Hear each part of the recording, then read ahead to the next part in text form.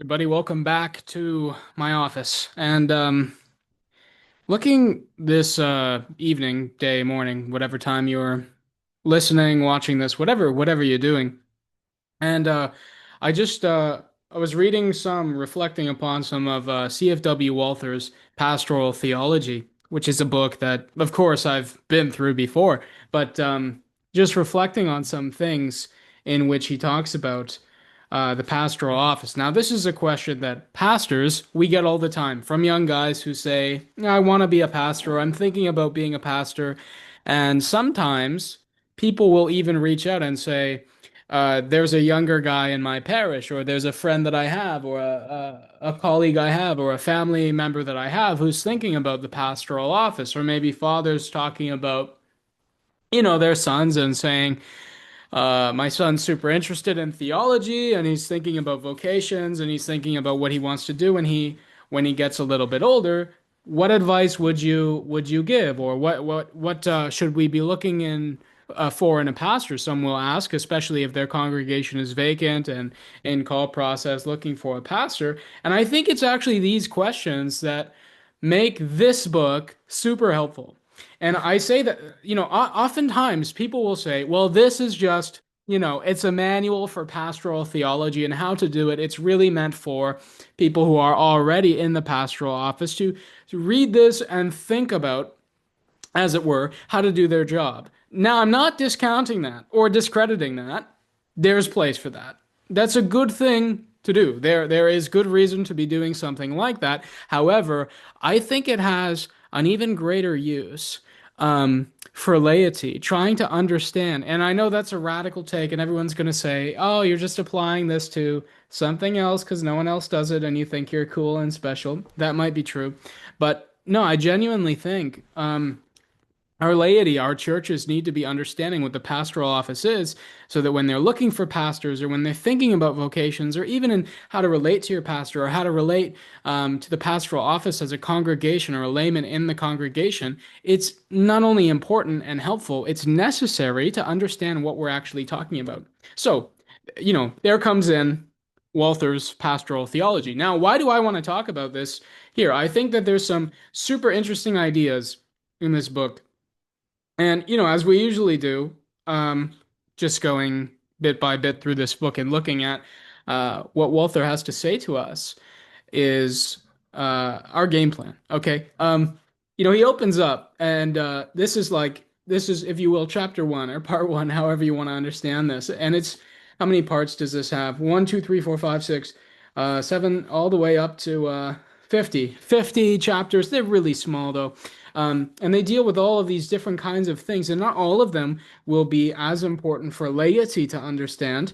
Um, Such as, for example, chapter 14, liturgical customs of baptism, probably not as helpful as something like asking the question, why can't my pastor give communion to my Reformed friend? Though that answer is in here, and that's something that a lot of laity would benefit from hearing. So, chapter one, defining pastoral theology. What is this?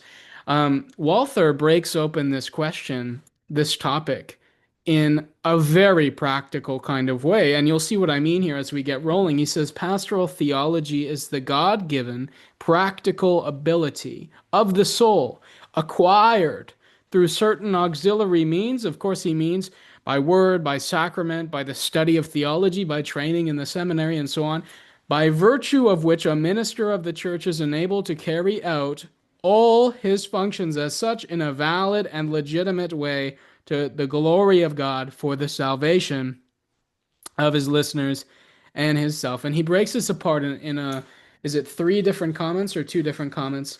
Three, yeah, two different comments, but it's more like three. So I'm going to say it's three. He says it's two, but he's wrong. So what he's saying when he's breaking this open and already beginning his sort of process of thought here on the pastoral office or pastoral theology. He says, when we get started, like this is obviously you've bought a book on pastoral theology, and as we always do here with our our series through all of these different books, please buy the book, read the book. I think that you can actually probably, if you're poor or something, and you don't care about having a physical copy. I mean, I'm sure first of all that there's like Kindle copies, Logos copies, but I'm sure that there is a free PDF of this because I think it was being published and translated. Well, yeah, so being published before the 1900s, translated in 1906. I think it's probably public domain somewhere. Um, but um, yeah, buy the book and read the book. But he's saying, yeah, obviously you've bought a book on pastoral theology, but pastoral theology, we can't say that it's a book in the same way that we would say, yeah, like the Holy Scriptures are obviously a book, um, even though that's more complicated than just saying it's a book and then ending there. Or saying, I'm going to buy an ecclesiological book. Obviously, you've bought an ecclesiological book, but ecclesiology deals with something far greater. And he does something similar with this here. So just so you're tracking with me, whenever we're talking about theology, we're not really just talking about a book. We are not just talking about a study that takes place in the secondary realm of things about a thing, but rather we're talking about a thing itself. So when we're saying, what is the definition of ecclesiology? Ecclesiology is not just the secondary study of the church. Ecclesiology is a thing happening in reality in the church. Okay? Epistemology is not something that's just happening on paper as I'm writing about the study of knowing, but it's something that's taking place within the confines of my skull, right? As I am thinking. I'm not just studying thinking or thinking about how to think, I am also thinking and therefore doing epistemology as I'm talking about it, writing about it, thinking about it. And so he's saying pastoral theology is the exact same sort of idea here. Pastoral theology is not something that you can say, I'm going to buy this book and hold up a pastoral theology. Like, of course, I did do that. But that is a secondary sort of source on what we're talking about. It's a study of the primary subject of our investigation. And that subject of our investigation is something that happens within people practically, within pastors practically, within seminary students practically. And so, when we're talking about, um, well, how is a pastor to study pastoral theology? We have to come back to this definition and say, okay, pastoral theology is an ability before it is a set of things to know or a set of propositions to memorize or a set of even theological assertions to make. Before all of that, it is an ability. And what is it the ability to do? Well, we'll get into this later, but it is for the purpose of saving the soul of the pastor and those who hear the pastor. As he says, for the salvation of his listeners and himself, of which he's really just quoting Paul from the pastoral epistles there. Now he says this ability, how do you gain this? You don't just gain this from school, which is one of the auxiliary means he talks about, but also it is a God-given thing, which he says of this that it is God-given relates to the fact of word and sacrament being divine, miraculous instances of God remaking, reforming, reshaping, regenerating the soul of the pastor into a person. He says this also presumes or presupposes the justification that takes place by faith, and these ideas as the basis and foundation upon which all of the rest is sort of built. This is something that the Scottish Presbyterians and the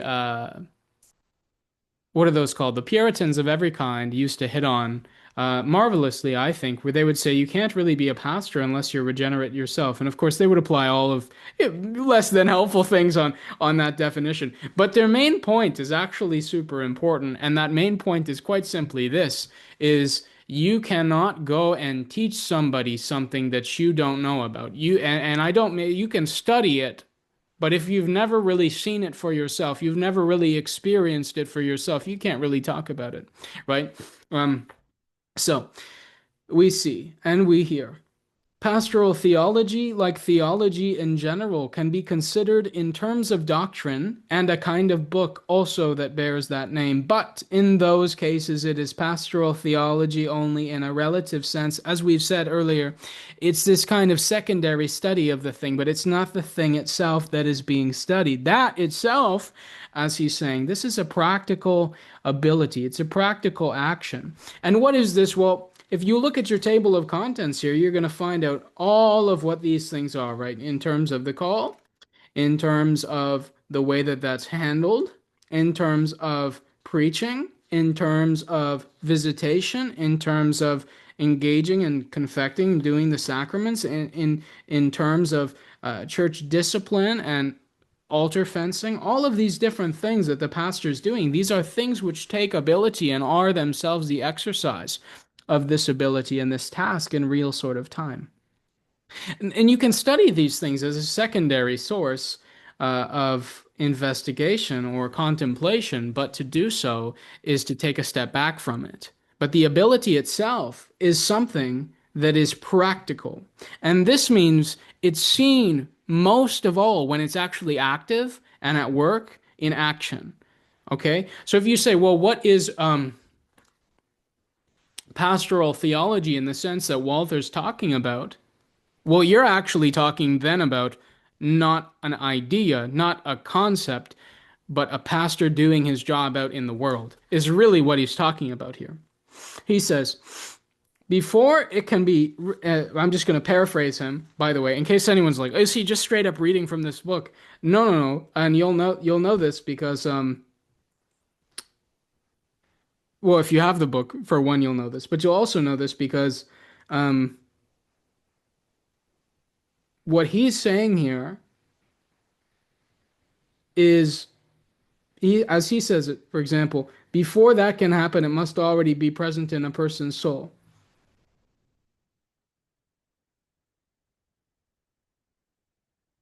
But how do we understand what he's saying? He's saying if you're going to try and write about this in secondary sense, you have to actually first have this already in the person's soul. And what he's saying, again, it's not just about, for him, practical sort of give me a list of do's and don'ts, give me a list of practical information on how to do this job, but actually, how can we have this reality which motivates the thing to be done? And actually, how can we see this in action? He says, to clarify this matter, it's necessary to know that it is essentially and originally, properly, and absolutely apart from everything relative and non-essential. So he's saying, when you're talking about the books, you're talking about something, again, not to beat the horse into glue, but you're talking about something that's different or distinct from the thing itself. He wants to get so deep that he's actually talking about the essence of the thing itself. And he says, this we call an ability. But I think we need to go deeper than that and say it's not just an ability, because the ability is a thing that may or may not be manifesting, right? It's when we're talking about the ability, we're saying, yes, Steve can make ribeye steaks, but if he's not doing it, well, then it's something that he may be able to do, but may not do, right? And so if we're saying pastoral theology is something that exists within a person before they do it, before they learn how to do it, before they execute it, that's not really helpful. And that's also not what we're really talking about. But what we're talking about is, so that would be, you could say that's a disposition. Or as he says, that's an ability. And that's true, right? But what we're really talking about here is the pastoral action alive and at work in the world. So that you do not call a doctrine. I mean, you wouldn't call a disposition or an ability a doctrine either. And so, here's the thing. If I were to just read what he's saying off the text, to be honest, he's not the best writer in the world. I know some people think he is. They're going to rage at me for saying that, but he's not. But now, when he gets to comment two, he starts talking a little bit more about what it means. He says, when we call pastoral theology an ability, that means that it is not merely a body of knowledge, but a disposition or condition of the soul, or a preparation to deal with the object. So three ideas there. We've already brought up two of them. This third one, he says, is the a preparation to deal with the object. Again, two of these things are somewhat helpful, but again, he's not really He's not really even getting to the terminus of what he really means. And of course, this is a translation. So let me, just reiterate what he's really trying to say is he's not just talking about the ability. If he was just talking about the ability, you wouldn't have any of these chapters. You wouldn't have chapters about how to baptize. You wouldn't have chapters about pastoral visitation. You'd simply have chapters about how to talk to people, how to relate to people. And by the way, if you look at a lot of modern pastoral theology books, that is what they do, which is literally about the abilities and skills that are required to execute the pastoral office. Now he's saying we can't just talk about the information for the doing of the pastoral office. We need to talk about the dispositions of the soul, the ability. But this is still really not what he's talking about. He's talking really about the actual work in real life. So starting then, like breaking this down, I'm tempted to use the whiteboard, but I know it's going to do the mirror image thing.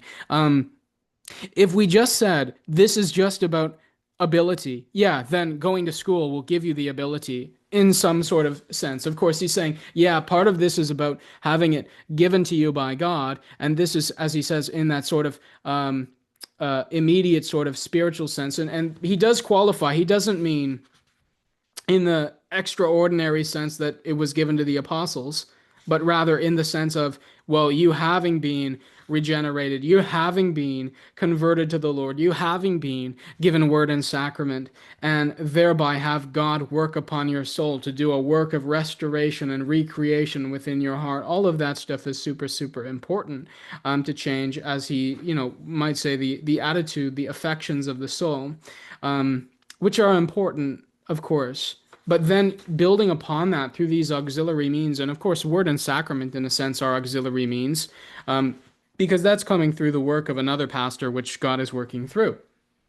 So all of this is technically bound up together. Yes, a God given. Yes, auxiliary means. Yes, those two things come in a package. And even by the way, in the equipping of pastors to do the task, though having the ability and the affect of the soul that's necessary, even when you are sitting there in the classroom, hearing lectures about, for example, the Gospel of John or something, yes, that is God equipping you through His church. So again, all of that is really sort of connected. But okay, now what does it mean when he's talking about in comment 2? He says, when we call pastoral theology a practical ability, it means that there is not only theoretical ability, not a science that has knowledge as its final goal, but it is practical in general because its purpose is that of all theology, consists in leading the sinner to salvation through faith. And of course, we're here talking about, those divine things of baptism, of the Holy Eucharist, of confession and absolution, of the preaching of sermons. And so when we're talking about this, he brings up this quote, that one is to be furnished unto all good works that his office involves, for doctrine, for reproof, for correction, from 2 Timothy 3:16 through 17. And then he quotes another guy, Dr. Rudelbach, bringing up these same sorts of ideas, designating theology as a practical ability. Sometimes this can be a bit of a dangerous sort of idea, but it is actually all true. And it's true in the fact that when we're talking about these ideas, we're not talking about them as theories or hypothetical concepts, but as things that are real and in the particular singular. So, for example, even to study theology, if you're studying it truly, you're not just studying people's thoughts about Christ. You're thinking about Christ himself as he actually is and as he's alive and at work in the world. And the same thing when you're doing ecclesiology, talking about the church and its reality and how she lives and breathes and does her ministry in the world for the glory of Jesus Christ. Or when we're talking about sacramentology, like these are living, real, practical ideas. And we don't mean that in the sense of like, here's 5 ways to do the Eucharist in a more reverent sort of fashion. No, although that might be helpful for some people. But even when we say, what is the Holy Eucharist? Not just bread and wine, but the body of Christ, to be eaten and drunk by Christians for the forgiveness of our sins. To all who believe this, these kinds of ideas, these are practical realities that we actually live, and that we actually find our life in and through which the church is, in a sense, constituted and strengthened and continues forth, and is spurred on to further life in the world. So these things are practical in their end, they are practical in their source, they're practical in their essence. And this is what he means when he talks about the pastoral theology as a practical thing. So, going all around, we've gone in a circle now, but yeah, beginning, from this first idea, um, we have lots of people always asking, how can I think about whether I should be a pastor or not? Or I know this guy who's thinking about being a pastor or whatever. What should we tell him? Well, this is not, this is, we want to be very careful to say, or to not say, well, you like theology, so you'll make a good pastor. That's not necessarily true. We also have to be very careful not to say, oh, you're very practical, you like people, you don't care about theology. That's the kind of pastor that we need and that we want. No, that's not true either. That's also dangerous, maybe equally dangerous, maybe more so. We have no room for either of those, ways of thinking in the church. Well, what are we left with then? If you want to do the thing, reach out and start doing the thing. And I don't mean get up into the pulpit and start preaching without due, rightly ordered call. Don't do that. But what I mean by this is the things of the pastoral ministry, which you will need to be equipped and which you will be yourself doing, you can do now. So go to divine service, go to vespers, go to matins, go to Bible study, and dig in deeply and allow that to transform you. And if through the process of that, the church and those around you are saying, "Hey, I think that you should go to seminary," you are really involved in serving the church and praying with people, very simple things. And we see God's work transforming you, and we are led to Christ through witnessing you and God working on and in you. I mean, yeah, that's how it happens. If you say, well, do I have what it takes to become a pastor? No, and we just read about this. This is a God-given ability. It's not natural to you. It comes through God's work. And it comes through God working through his church as he builds and equips his pastors. That doesn't mean, like, obviously, if you're disqualified, then you should try anyways. Or if you're super stupid, you should go and just hope that God's going to get you through seminary anyways. No, that's not how it works. But it is saying start from that place of humility and say, God, if I rely on myself, I not only will I not be able to do this, nobody will be able to do this. Yet from that point, we believe that God is in the business of preparing those he wants to do his work to do that work. And so we say, I want God to work on me through word and sacrament to make me good at whatever vocation he calls me to. That means the same thing. And this might people might find that this is crazy of a thing to say. It's crazy anti-theological thing to say. I'm going to say it right now, but I swear it's not. The same thing that will make you a good pastor is the same thing that will make you a good father, is the same thing that will make you a good teacher, is the same thing that will make you a good son or daughter. Um, it's God working on you through word and sacrament. And again, am I saying the seminary is not important? No, I'm not saying that. And for pastors, it's extremely important, it's crucial, it's essential. But what are you getting there? You are being exposed there to the things of God. Yes, in an intellectual sense. And I'm not saying that to be a good father, you need to know Greek and Hebrew. Obviously, that's a qualification on what I just said. But why do we learn Greek and Hebrew? To get closer to the Word of God. Will being closer to the Word of God make you a better father? Yes. When we talk about saying, well, are you saying that to be a good son or to be a good husband, I need to take courses on spiritual or psychological counseling or something? No, I'm not saying that at all. But what are we doing when we do that? We're talking about thinking about meditating upon learning how to apply in specific ways the Word of God, the counsels of God to every single problem in our lives to heal and to salve and to place balms upon the wounds that the world and the sin and the devil place upon on our souls. Will knowing how to do that make you a better husband? Yes. Right? And this is my point is like, yeah, we can get really nitpicky about it all and say, um, becoming a pastor is really just about going to seminary, but we all know that's not true. And we can say, well, it's about balance. I mean, sure, it's about balance and saying, yeah, take the intellectual stuff, take the spiritual stuff, take all this stuff, but that doesn't really get you far either. And we can say it's about this kind of, well, feeling called, I'm sorry, feeling called doesn't cut it, right? Just throw in female pastors there, and then we all know that that's, that conversation's over, at least for us. Um, so what are we looking at? We're looking at, yeah, there is an order to do this in. Obviously, it's seminary. But before you go to seminary, you need to ask yourself if you're interested in doing that. Are you doing the things now that you'll be doing there in a more focused sort of way, right? So yeah, what will you be doing there? Well, yeah, you'll be working with Greek and Hebrew, you'll be working with dense systematic theological texts, you'll be dealing with church history and historical theology, but why are you doing all those things? To get closer to God and to his people, to be more impacted, more affected, more impactful, and more effective at reaching other people with God and being reached by other people through other people by God. Other people say, no, I'm just interested in church history. Are you interested in your congregation's history? Right? Are you interested in talking to the old people in your church, right? And obviously, like in a very theological sort of way, yeah, obviously, if you're not interested in theology in a general sense, you'll probably be a terrible pastor because you're not interested in the things that it gives you, which are, closeness and proximity with God and His people. So obviously, that's important. But so is love, so is service, so is when the church has an event saying, "Here I am, send me," right?